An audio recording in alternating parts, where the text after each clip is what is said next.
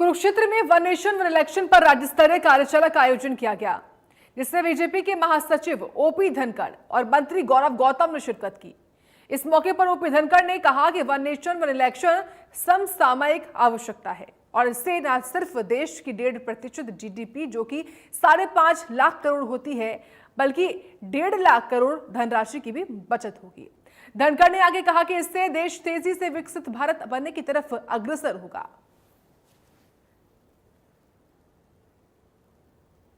एक राष्ट्र एक चुनाव समसामयिक आवश्यकता है।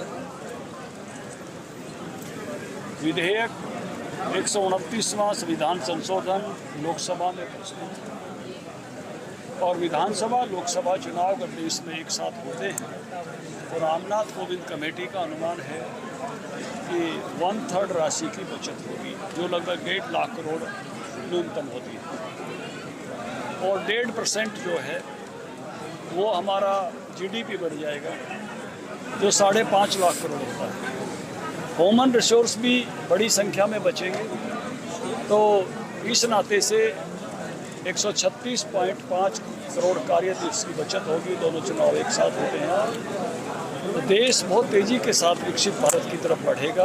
आज हरियाणा के युवाओं का सम्मेलन हुआ है, उनको मैं बधाई देता हूं, अभिनंदन करता हूं और वो इसका जागरण नीचे तक ले जाएंगे, जिला स्तर पर, ब्लॉक स्तर पर, तहसील स्तर पर, और ये कि मूवमेंट बनेगा एक राष्ट्र एक चुनाव का।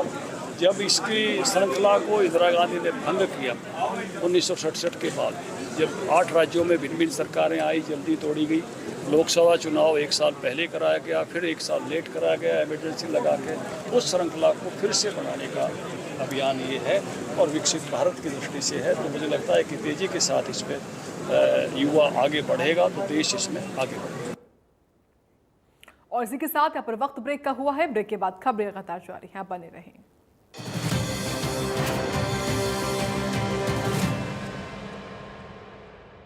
चुलबुलापन